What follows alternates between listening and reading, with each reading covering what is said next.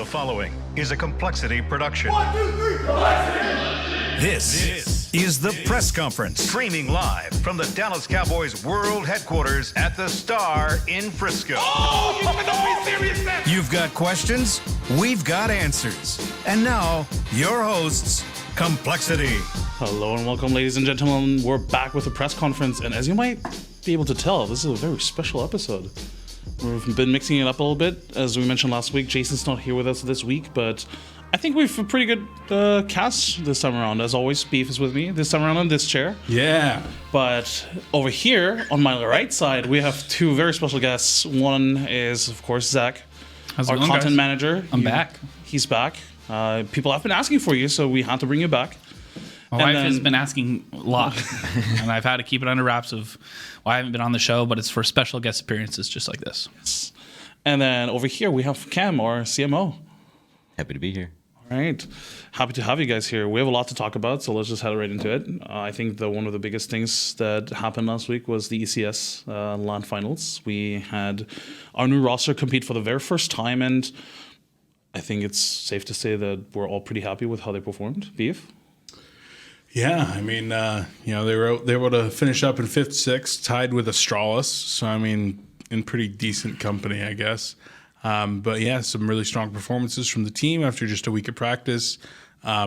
Oboe, impressive for sure. Absolutely. I think that everybody was really optimistic about his level of play. But to go out, get a 4K in his first round and really perform quite well over the course of that first LAN event, it's been really awesome.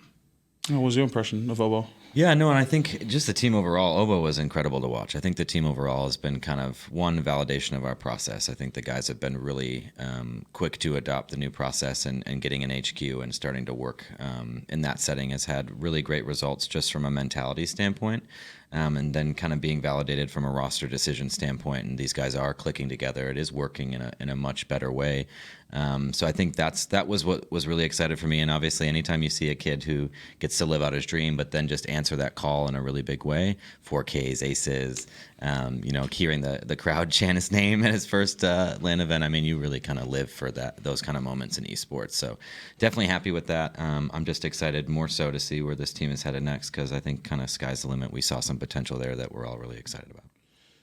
For me, it was just super exciting. Like me and my connection with our CSGO roster, obviously, like I am, as I produce through the smoke, where I'm privy to like a lot of the things that are happening behind the scenes, and so we can coordinate and kind of build the story and try to get it out in a timely manner through the smoke. So I have the stress of this could happen, this is a possibility, and also being close with some of the players, to finally see like just months of just different transitions, different attitudes, seeing different sides of the team, to finally see like this as they go into ECS with Oboe, as optimistic as we had no clue what we were going to get.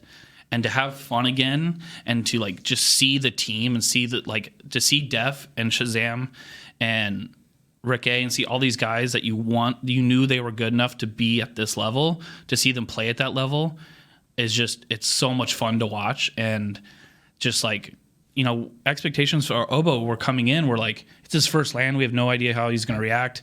We just hope he holds his own. We hope he just like, isn't bottom guy and just like sticks, keeps up with everyone else. And he did that and more, and which upped the hype level just for us as staff, for fans, and everything like that. So I'm just super optimistic and super excited. And I think this is what Cole fans have been waiting for. And, this is one thing that we're really working towards. So, up next we have, what do we have next, Skin? We have Star Ladder coming up, correct? We have a couple of qualifiers that we're playing. I believe we're playing the IM Chicago qualifiers and ESL One New York.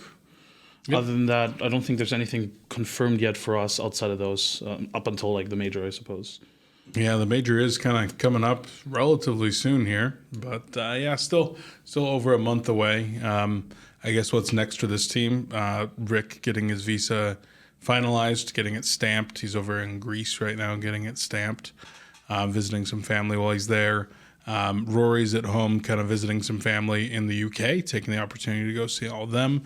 And then Chaz is actually heading out to LA. He's going over near E3 and doing the Miller Lite can troller. We saw Shaz and BSJ. They're heading out there for that. They're going to be hanging out with Eric Andre, so that's going to be pretty cool.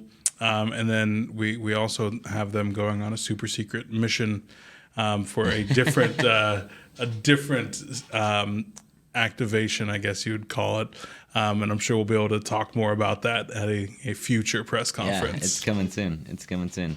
I'd say the last thing I just want to acknowledge as it relates to the CS team is if you can take an event, go to one event and jump 22 places up in your HLTV rankings, I mean, that's again just one of those points of validation. That's really good to see. I'm super pumped about that. Speaking of HLTV, there was an interview with Obo on HLTV, and people are commenting on, wow, this is the first time there's an HLTV news article where there's no negative comment on it. Like people have been so hyped about Obo, and people have been so excited about seeing him play on a professional stage that, you know, as we saw with the crowd, everybody was just really excited, really happy for him too, because it's sort of, you know, the cool story, like having that youngster who's been working his way up to FPL and been dominating the FPL as well to finally see him on stage. So this is pretty cool.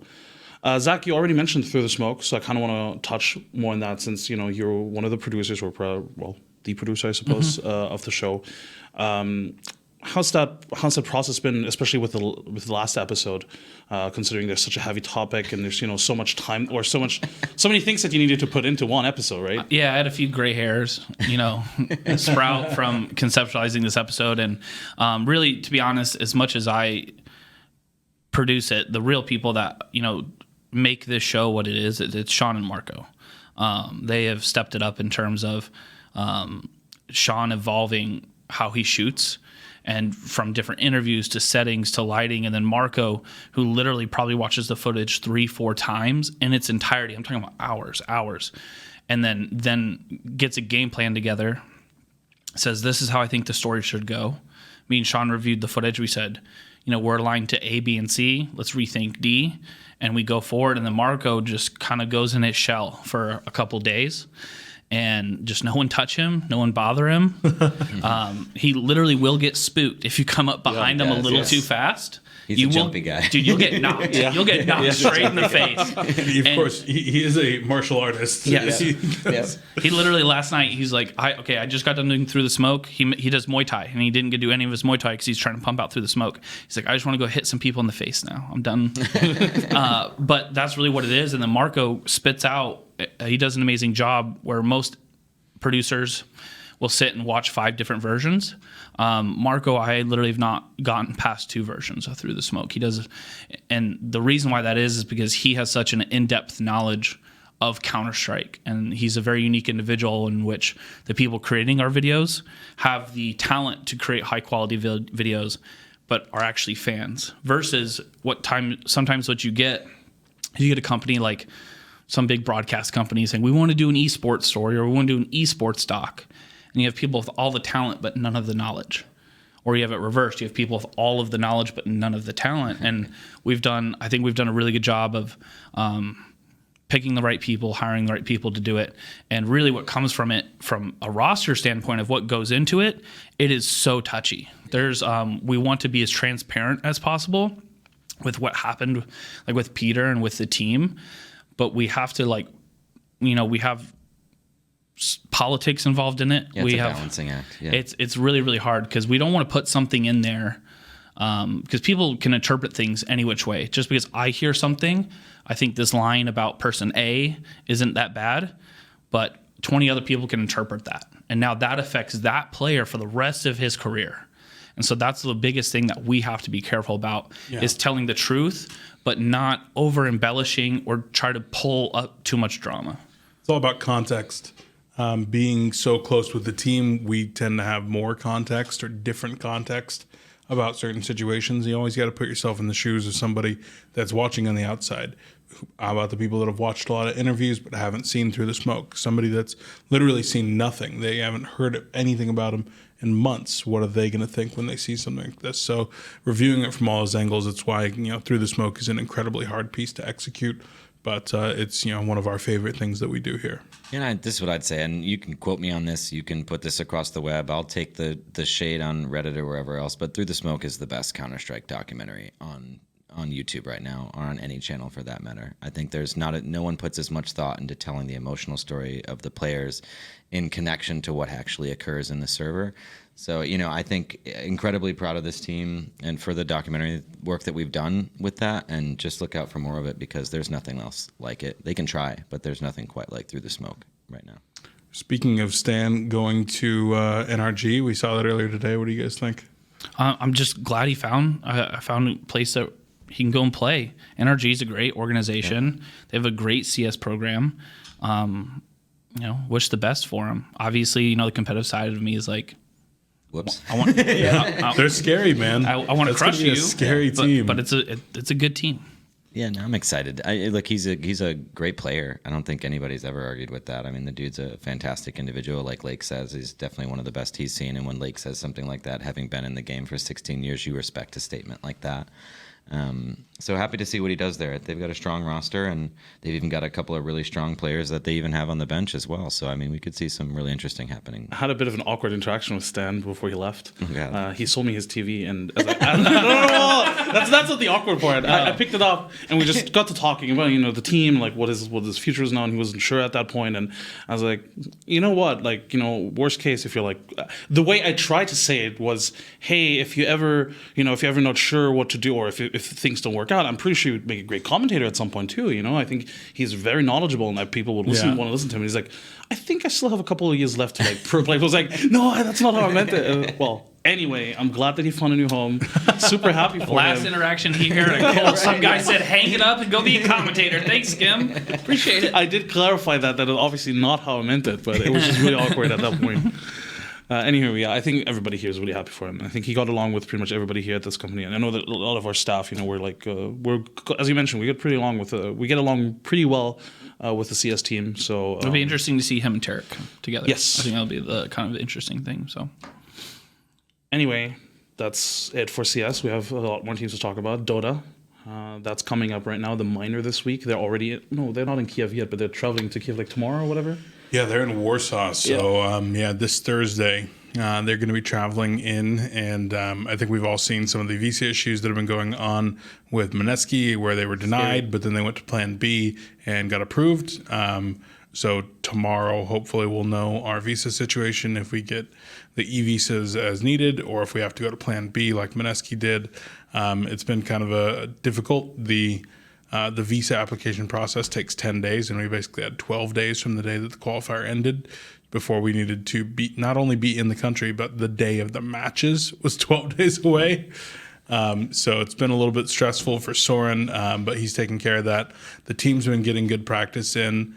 I know that there was a patch that actually happened 2 days ago. 2 days ago during, when a lot of the teams were traveling into the area, and it's just like, oh man, it was a pretty sizable patch too. Really shaking things up quite a bit. So really interested to see how the team's going to be adapting to that. And they've got a big challenge for them in Kiev. For the Dota coverage, though, I think some of the fans out there will be excited, but we're going to have Portuguese coverage on our socials, which is pretty exciting. We've noticed a lot of fans from Brazil now that we have Tavo. They've been super vocal about it, and they're really excited. So hopefully we can do them justice too. And yeah, I think Dota is going to be any predictions you want to make for that group? Oh God, Mineski, predict Dota, NIP, Rocket serious. Science. It's too tough. Clue. I definitely think it's too tough to call at this point, especially right after a patch. None of these teams have played officials on the new patch. Complexity Gato. I don't know.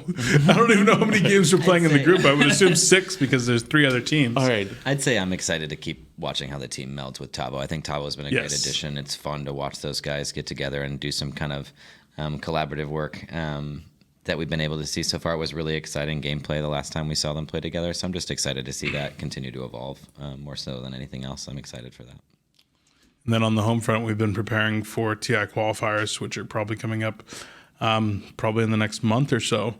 It's TBD yet, but to be expected probably soon. It would be great if we go to the minor and then go to the major and do really well. But, the realist is like make sure that we're preparing for TI qualifiers in the event that we need to play for them. So making sure that they're going to be all set up at the HQ. We did a test today of the backup system for the power. So if power goes out, seamless. Joxon was playing FIFA in there and just didn't even notice. So power and internet are good, even if we lose power. We're pretty stoked about that. Yeah, no, it's fun to test stuff like that. Most people aren't aware of that in the HQ, that we actually have a backup power system. So if we lose power, the training rooms are still getting power for up to, I think it was 2 hours. 2 hours. Post a power outage. So we're ready for TI from an HQ perspective. Even the weather couldn't stop us. Speaking of TI, because I've seen on Discord, I believe, people already discussing it too, because it's a really tricky situation with how many spots are still available for the direct qualify or direct qualification. I think, as Knoxville tweeted out, it's super difficult right now for any team to really clinch one of those last 2 spots, I believe, because you would have to place top 6 effectively and hope that certain teams don't place in the top 6 range. So, as you mentioned, it is, as much as we want to believe, or as much as we do believe in our team, it is still a safer bet to also prepare for TI qualifiers, because those slots are filling up pretty quickly. Yep. Yeah. Anywho, we have so much more team news to talk about. Clash Royale. Clash. Oh, yeah. I think I speak for everybody. It was just a damn good week of Clash. Oh, Yeah, man. Yes. One word: Vulcan. Vulcan. He's a beast. He's 9-2. He's a beast. It's insane. Yeah. No, really exciting guy to have on the team. Once again, helped bring home the bacon against Team Queso. Did you say bring the bacon again? Yeah. From Queso. I'm writing that one down. There you go. That's some food related news right there. They're all that in a bag of chips, Team Queso. There you go. So yeah, he's been really clutch. The team's been playing well. So ever since that first match where we had the kind of unfortunate circumstance, the team's been firing on all cylinders. So really excited. I think they have 2 more matches this week. So excited to watch those ones as well. And I know we're doing some content kind of stuff with them as well. Ooh. Yeah, Adam was out there with the team getting some stuff this past weekend, and then they'll be doing some unique stuff on their own. I don't want to tease too much, but there'll be a really unique offering as it relates to Clash content coming from Complexity really soon. I think that for me, it was an initiative of, something that me and you really talked about moving forward with Clash, is that we felt like, with most of our team returning and the fan base that we had from last year, that I just wanted to be able to reward everyone, like the fans, for that, and to be able to grow that fan base by providing some really, really good content. So, sent one of my best guys out there, lost him for a very important weekend while we're here shooting The whole weekend. tons of other stuff. I literally had to fly another camera guy from another state over here, because I was really pressed upon me that with the roster that we have, with Vulcan and Air Surfer as our new additions, it's just the sky's the limit, and I'm just very, very excited. It's and I've worked with Colton for a long time too, and to be able to tell him and his story is really exciting. And then also now I'm friends with one of the Clash commentators, so I'm looking to be able to get some footage and stuff with him. Andrew Guy, he's an amazing guy. Wow. Yeah. 2 in a row. Bacon and queso. Yeah, bacon and queso. Guy. But no, Yeah. Andrew Guy's amazing, and he's a huge fan of the team. Actually, it's funny when I've known him for a while, but I saw an Immortals pop socket on the back of his phone. I was like, dude, what are you doing?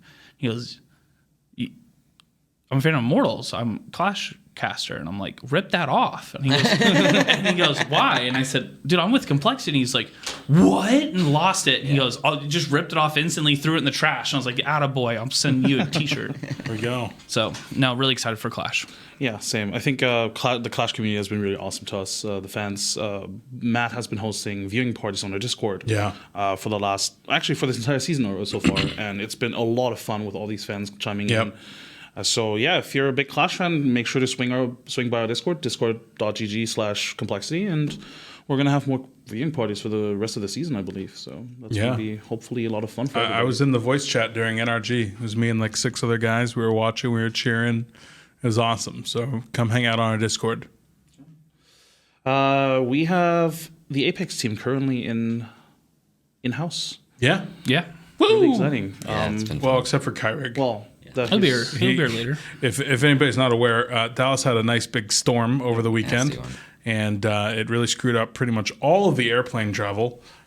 So 3-day trip, and Kyrig's now going to be here for about 24 hours. And when we say big storm, we were eating pizza here at the Star, and we saw umbrellas ripped straight up out of the air and go into the street, and like just Dorothy all the way down the road. It was crazy. But yeah, they're here. They're checking everything out. We're doing photos and videos and content with them. We're going to be taking them over and doing some performance stuff at the hospital. All kinds of different cool stuff with them. So we're really excited to have them out here. And their X Games was actually just announced as well. So we're excited about that event. Apex getting some love in that regard. Yeah.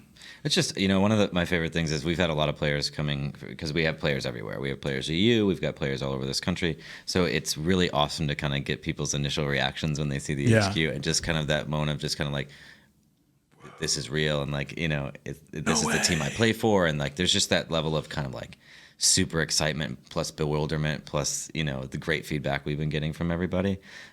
So that's one of the things I really like, whether it's Apex or Clash or whoever. It's really cool to see that first reaction. It's fun. FIFA too. We have Joxon and Skills coming in last week. Joxon's still around, and they were too very floored by this space. Yeah, absolutely. Yeah, we worked really hard to set up this awesome weekend of Mexico. The Mexico national team was here playing in Dallas, so we worked in Joxon and Skills. We ended up going out to a festival. They did live FIFA challenge there. We had a great time.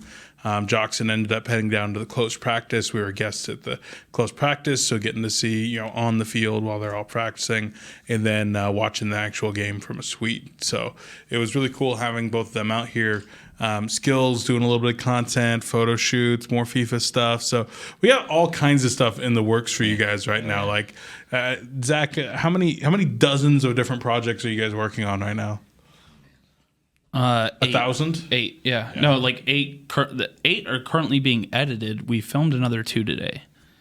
So there's a lot of stuff going on right now. Yeah. It's all really exciting stuff too. Like there's been times and projects here and other jobs where you're like, I got to get these out, got to push these these videos out. But all of our current projects we're really excited about, and that was one thing I talked about. I think last time I was on the press conference before we got an HQ, was like, can't wait for the HQ to start doing better content for you guys, and super excited. I can't believe this is not on docket, but obviously we had a huge announcement last weekend too. Yeah. Ducky. Did we? Yeah, no, Ducky killed Ducky. it. As he's talking about content, it's like, oh yeah, Ducky's coming moving soon to this area. And it's like, Ducky's moving. Ducky announcement. Ducky and Joxon are also going on a super secret mission. Yeah. So It's a secret. Ducky was a pleasure. Like when I first met him, like the kid was just like so excited, and he didn't even see the HQ yet. So Ducky still hasn't seen the finished HQ. He was excited when we're in like those Manila like beige offices, temp offices, and he was just like, we're talking about what kind of Fortnite content we could do, and he's like, I'll do it all. I'll do it all. Whatever you want, let's go. And a lot of people, when we labeled the video best mobile Fortnite player, a lot of people were like, he's not. And I'm like, well, 1v1, we'll see. Like he I'm really, really, really excited to have him, and how we use him. I would love to hear from people, down in the comment section, what kind of mobile Fortnite content you want to see. How to is what I go to instantly, but the sky's the limit with him. So, and I'd say like my favorite thing is he's such a mature cat. Like, I mean, the dude's like level of understanding as it relates to branding and opportunity. He's and smart as a whip. Yeah, I mean, it's just one of the brightest young players I've had the privilege to work with, and couldn't be more excited to have him on board. He's just really, really intelligent, really vibrant personality, really joy to be around. So content and everything aside, the kid's a baller.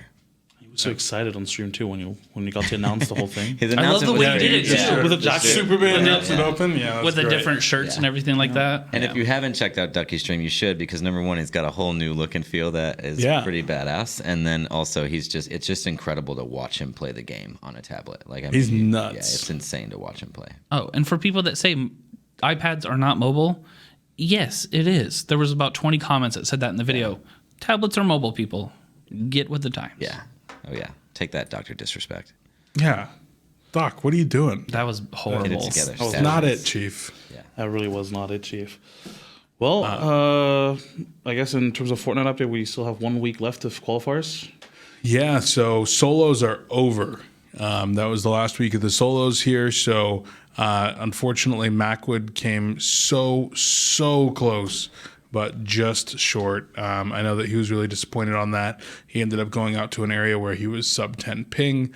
I know there's been a lot of discussion about that in the Fortnite community, the impact of ping. So, I mean, hopefully between now and the next Fortnite World Cup qualifiers, there may be some improvements to net code or just general game changes because it appears to be that, sub 10 ping is just a giant advantage. So definitely not ideal because not everybody's going to be able to get out there to sub 10 ping. Let's try to level the playing field if possible. And for clarification too, the reason for the lower ping is it's literally when you're taking someone on, entering their 1x1, the ability to like break that wall and put your own wall back up. You basically just your own advantages. Now you get to edit and totally take on their 1x1 and it's over. So it's not like, necessarily like it doesn't affect the bloom or this or that, but specifically the aspect of like pushing someone in a build. That's where the big game changer is. And once you get into the end game at the end, that's all it is. It's just breaking walls and penetrating people's 1x1s. And I heard Bizzle qualified no guns too. There's been some reports of Bizzle was able to qualify no guns, just pointing shedding additional light to like some of the competitive disadvantages associated with the game. So, from a duo standpoint, crazy proud of Punisher and Landjock. We couldn't be more excited for them to go show their stuff at the World Cup. I think the game does have some evolution, with bringing in someone like Nate Nanzer. I think we've got some high hopes for what the potential changes are there. But I think there is some leveling that could certainly take place to kind of even the odds a little bit. Landjock said the funniest thing to me. We were asking about World Cup, and we're like, dude, you excited? You're ready to go? It's a big deal. And he just kind of, he's a man of very few words. Yeah. He looks over and he's just like, just another trip. Yeah. And I was like, dang, bro. Yeah. Like, awesome, cold as ice. Yeah. And I don't even think he knew how bad it was because he was just like surprised that we're all like, dude, you should be in movies. Yeah. That's awesome. I love Landjock. So we do have the last week of duo qualifiers. I believe they moved it to Thursday this week, so it's not coinciding with the Pro-Am, and they doubled the prize pool. So I think it's $2 million this week as well. And so Macwood and Schmeck will be looking for their last option to qualify for the twos. So that's really excited. And I think we have Fortnite content coming out this week. We do. Yes, we do. We do. We have. Obviously, I saw it on our Twitter. We asked for AMA. So as we get closer to World Cup, we're going to do a couple different pieces, but we wanted to get a general AMA, and that's going to probably go out around the same time this video is going to be premiered. So if it's not out already, it'll be out the next day. Yeah, go check it out. Check it out. Angry Face. Check it out. Watch it. Subscribe. Ring the bell. Like it. Do it. Comment on it. Speaking of comments, a lot of questions this week around, so let's go. Let's get it. Q&A section. As always, be sure to leave a comment underneath this video or hit us up on Twitter, Discord with #COLPC if you ever want to leave a question for this segment. ZDH whatever on Discord, sorry about that, asks, I have a question for future press conference. Will Complexity ever consider getting into trading card games like Pokemon, Yu-Gi-Oh, or Magic? I believe he's referring to actual physical cards. I was going to say, we're there. We're already in Magic or MTGA, obviously, with Amy, Elias, and Noxious. But do you ever foresee us being in the physical space? I think one of the things that's really appealing for us is that you're able to play these games, Magic, Hearthstone, you play them anywhere. You don't have to be face-to-face. So I think that kind of taking a step backward a little bit and kind of making sure that you have to be face-to-face at that point, I think it moves a little bit in the wrong direction for us. Yeah. I think that, if any of these players ever did want to play physical, I think we try to support them as best as we can. Always open to it, but it's not something that's high on my list by any means. Yeah, now there is something interesting if we see something where someone like Magic, for example, who I think is one of the few folks who could pull this off, we're having a physical element to allow like cross-platform is something that's real, right? So if we think about what cross-platform looks from a physical to digital, in the retail space they call it phygital, which is a terrible word. But if we were ever see competitions take place where there's a physical player playing against a digital player, I think we'd be more inclined to embrace something like that if it was something that was able to be facilitated in a big way, because that would create some really interesting competition. And it's formats. worth noting that Amy does also play, as far as I know, she does also play the does. physical game, right? So Alias does as well, I believe. maybe yeah. Yeah. I'm just waiting for the day where we can combine physical and digital. We're on Yu-Gi-Oh. God dang it! I was just gonna say this. They have the deck discs and they just throw that dude. smack down, Kaiba style. Blue Eyes White Dragon. Yeah, Dark Nerds. Magician. I've And been that's what we're waiting gonna do. for technology to get to this point because do you guys remember when the PS3 came out? There was Yeah. like this camera game where Yeah. you could actually leave your cards in front of the camera and then would scan it, Yeah. basically have it in game. Where's the technology gone? We have VR. I'm Where has sure the that this technology exists. It's just like, Kaiba Corp doesn't exist, guys. Not Not yet. yet. where you at, Elon Musk? But I actually, Make The it happen, duelist Elon. world. but right now the closest Screw Mars. complexity is going to get into Yu-Gi-Oh. Is I used to play tournaments at. Here we go. Here we go. I play at Doc's Comics every Saturday here in Frisco, Texas. You can come see me play and dominate with my Crystal Beast deck, and I have a level Hawk deck. So if you want to come see me play anytime, I'll be there. Hold on, do you actually? Yeah, I do. Shout out to Doc's Comics on Preston. Anywho, Elizabeth from our Discord asks, is there any big issue currently facing the team? CS, that is. Well, I mean, it's just a new team, so is there really any big issue outside of like learning Team chemistry. team chemistry? Yeah. You know, it's a new team. It's a new roster. Trying to figure out also with the new IGL chemistry, I think. I think roles within the team as well. I think they're going to be continuing to evolve over time here. It's going to be really interesting. And for us as an organization and, the team management side especially, it's going to be figuring out how to work with a 16-year-old Obo, being locally, traveling, all these different aspects. How do we make sure that he's continuing his education? How do we make sure that he's still continuing to have, the life that a 16-year-old deserves, and managing the pressure and everything else that comes with the world stage? So it's going to be a big challenge for us on those regards. I'd say the biggest issue is over, though. The roster change is over. Yep. I think it's all upward momentum here. I mean, like Beef said, there are some things we have to take some really conscious effort to do it really, really extremely well. But in general, I think the biggest hurdle is over. If I were to answer that question, yeah. Second question. Recently, Liquid overtook Astralis to become the number one CSGO team. How long do you guys think it'll take for complexity to hopefully one day reach that position? And what do you think is the most important thing that fuels great performance? You want to go first, Beef?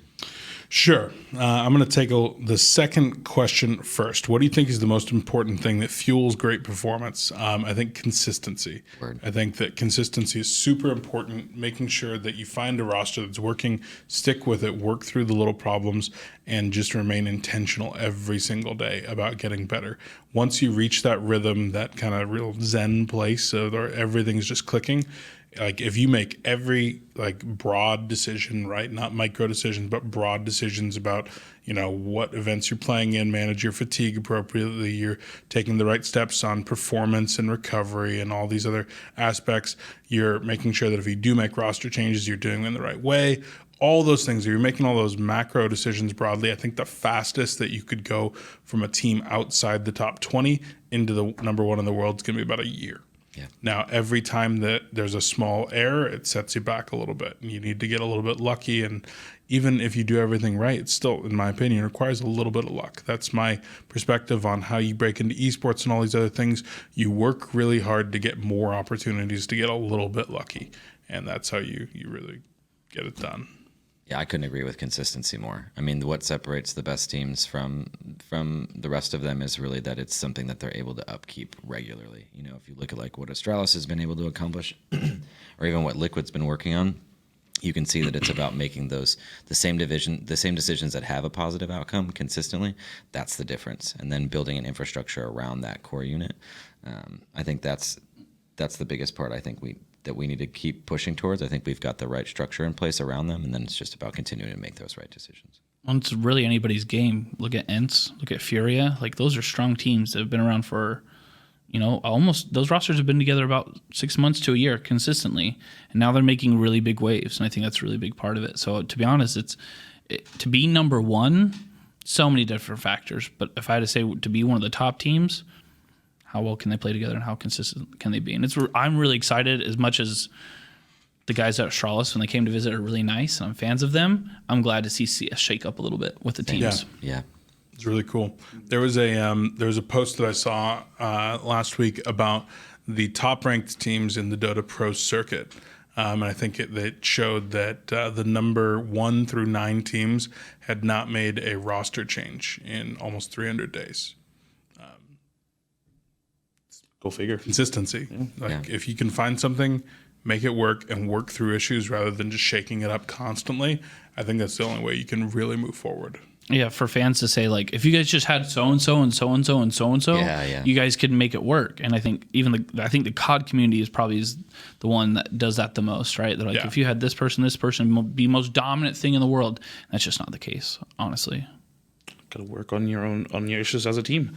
Last question from Elizabeth: how do you guys pick an IGL, and is there anything in particular you guys look out for when selecting or removing the IGL? I think this is honestly a question that's not even CS specific. It's more of a general question. I think there's 2 specific parts about when people say IGL, they're not always thinking about what it means. In-game leader. There's different parts. There's captain, there's in-game leader in Dotas, there's drafters, strategists, tacticians. There's lots of different parts that comprise these various roles. For somebody like we were just talking about CS, so Def. Why are we working with Def? Def is somebody that is naturally a leader in that he is a good listener. He's able to incorporate. He's able to communicate. He's a very good communicator. He's got veteran experience so that he's stable. He's not going to make just rash decisions constantly, but he's also got the experience that allows him to be a pretty good tactician, and he's also got great organizational skills. So he's able to effectively run a practice and help the guys to improve. Now, when it comes to strategy, I think that he's very strong, but I don't think that you take a look at somebody like a Fallen, let's say. Like Fallen comes up with these crazy strategies sometimes, and he's the kind of guy that's going to plan out all kinds of different stuff. So that's something a little bit different. So there's lots of different ways that you can go ahead and plan that. And sometimes people, I think that they paid a little bit of attention too much to IGL. Everybody's doing things a little bit differently as well. Sometimes there may be 1, 2, or even 3 vocal voices within a team that are taking care of different aspects within the game. I think that really hits the nail on the head because I know in Dota at least, people often focus so much on who's like the captain or the IGL by name, but they don't even pay attention to how much, or they can't really see how much other people contribute to the whole like tactics and like discussion or the actual in-game leading. And I think that's always going to happen. Even look at football. Do people really look to the captains? No, people like look at the quarterbacks. Like, you know what I mean? Like everyone looks at that one position and super focuses on that. Whether it be a quarterback, running back. Very rarely do you see someone like a Richard Sherman where people are freaking out about who the safety is. So I think everyone's just always going to be fixated on those certain positions. My biggest qualifications for an IGL is: do you have the cojones to rush B twice? And if your answer is yes, yeah, let's go. I want you.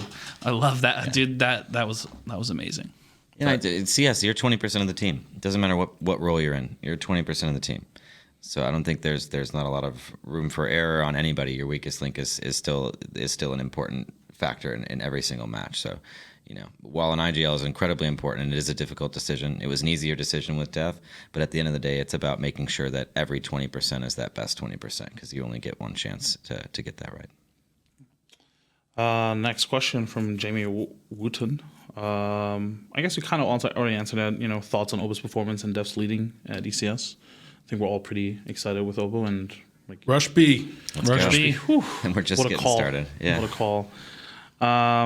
He also asks, an old POV episode focused on how Cole had 2 short-term interns in the old office. Are we still working with interns? Are we open to interns in the future? Yeah, so we are. Kind of. Yeah, kind of. It just depends, obviously based upon what the business needs are at the time.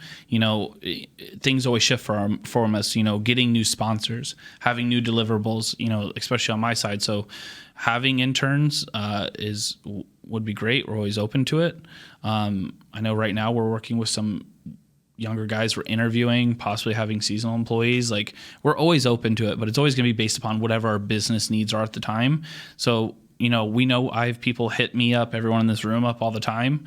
We read them, we appreciate them, and guess what? We don't forget them. So if those needs come up. Yeah, we just don't have interns for the sake of having interns. That's what I'd say. We're never going to put someone in a position to come in and get people coffee or all those horrible intern stories that you hear. If you're going to come be an intern at Complexity, you're going to get valuable experience. You're going to be working hands-on. So we don't treat internships lightly. You're not just going to kind of sit around and do recap reports and things like that. You're really going to get your hands dirty. So we're pretty selective in the intern process. That shouldn't stop anybody from submitting, but we're pretty intentional about how we treat that. McNeely on Twitter asks, now that the HQ is complete, is there any chance of a podcast crossover with Hacks from Eavesdrops? McNeely, I talked to you about this. All right?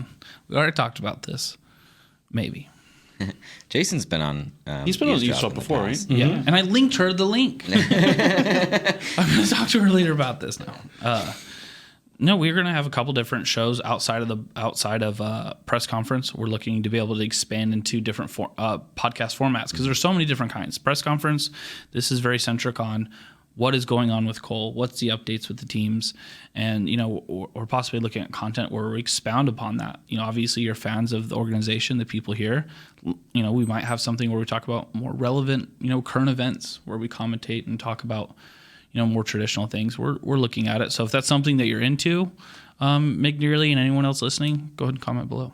Yeah, but we love Hex. He actually came out to the grand opening HQ event as well. So if you haven't seen him, he does some pretty funny comments within our recap video that we did in our series Groundbreaking. So episode 3. Great fans of Hex ourselves. King Monsa from Twitter also asks, what's the general opinion on the obvious generation shift in CS? Is it more exciting to see younger players coming in or sad to see older players go? You can start this one. I mean, I'm always going to be on the side of young players coming in, but I'm pretty fresh to the scene. Yeah, I mean, watching old players go is always going to be sad. You develop attachments, work together with the guys for years, but if you're not always moving toward younger and new talent, or at least evaluating the possibility of it, you're not doing it right. Like, truly, you're not. Making sure that you can get if you can get somebody at 18 years old and invest to build them up, build up their play style, give them experience, build their brand over the course of 5, 7, 8, 10 years, that's great, rather than getting somebody at 26 and getting the last 3 years of their career. If all other things are equal, I'm going to go with the younger guy in most cases. I think what's exciting too is the younger generation gives us an opportunity to do things in a more advanced way. Yes. A lot of those guys who had come up and made the scene what it is today. So respect for that. But there is an opportunity to establish a better understanding of metrics. There is an opportunity for us to use this next generation as a way to start pushing that forward. We always talk about esports 3.0 ourselves. So what does that mean specific to CS and specific to that scene with the younger generation? Are we implementing new strategies, new performance, not just metrics, but just practices to get them in better situations so the careers are lasting longer, so they're shining a little bit brighter for longer periods of time. So that's what's really interesting for me with the next generation. I just love seeing the growth and the evolution of the game, but just think about it, relating it back to traditional sports. Like, I love seeing Steve Young commentate. I love seeing Troy Aikman. Like, I want seeing Get Right up on stage with Jason Lake. That was amazing. Like, for me, it's just like they're always going to be in the forefront. They're always going to be there. But if Jordan Nothing Gilbert was just playing CS for the rest of his life, like, I don't want that for him. I want him to go off and help bring in this new generation of people, and to kind of see that natural evolution happen it's just a part of life, and it's exciting. Variables asks, are you satisfied with the current roster in CS? I think we're all pretty happy with them. Can I say hell yes? Hell yes. I mean, I'm going to say no, in the sense that, like, should never be satisfied, right? Always hungry, like, until we're... I just thought you meant with changes, like roster changes. Jeez, you went deep. Really, like, until we're number one, like, even then, at that point, like, you should always be thinking about, how do I make improvements from here? The day that I'm sitting there and I lean back and I'm just like, oh, yeah, I'm satisfied, that's the day I should retire. So we're not satisfied, we're excited. I'm We're very hopeful. excited about the direction We're of the hopeful. team. And Beef just made me rethink my whole life. We just got overzealous. Dude, I'm going hard. Beef just had to give us a little slap on the wrist. No, I love that. That's accurate. I meant from a roster perspective, I'm very satisfied with the guys that we have in. Hell yes, I'm satisfied. Come on.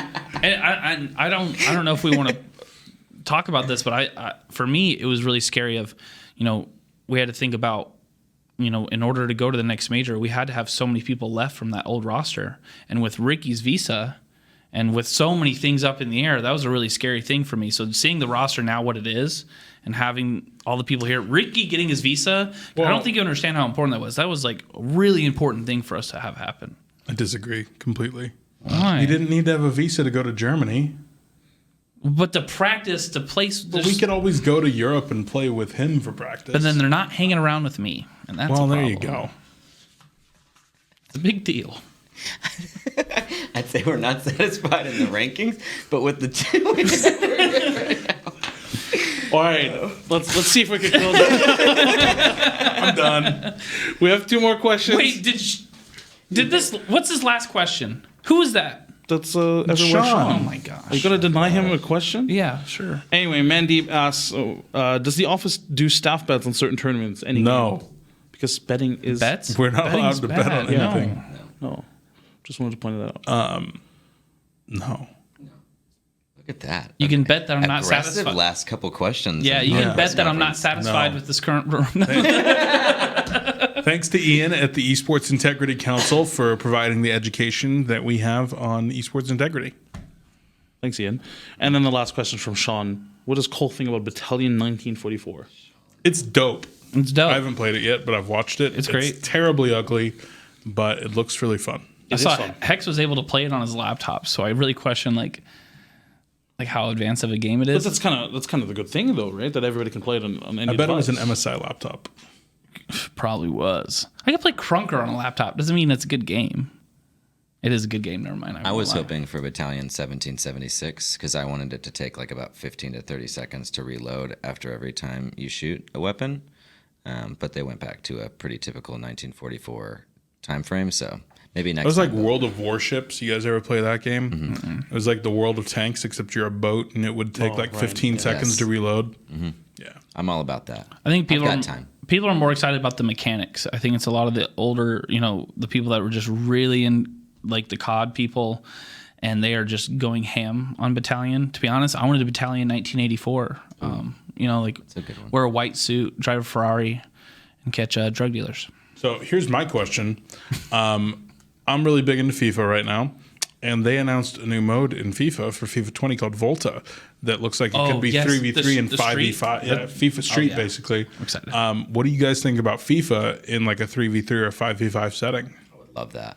I remember it was a while ago now, but like the old pro, like when they would do the pro teams where Pro you would clubs. create your Yeah. pro and then you join your friends and then everybody who had like 2 Yeah. or less would dominate. So it'd be interesting if they can have this structure really, really work from a competitive standpoint because it was always more fun to play with someone that you take credit Yeah. for the individual and like you get to play with your friends and build a squad. So I'm really excited for that because it puts more control on the player side and a less on like how'd you pack and like what's your ultimate team look like the ability for the individual to have full control of that is so exciting because then we're talking about stardom from if they are building esports around it because I'm assuming that they are that you're building We'll see. fandom. I have no clue. You're building fandom because I don't know if anybody remember, but they did when they had originally done the Journey, it's called in the game, right? And they had Alex Hunter, yeah.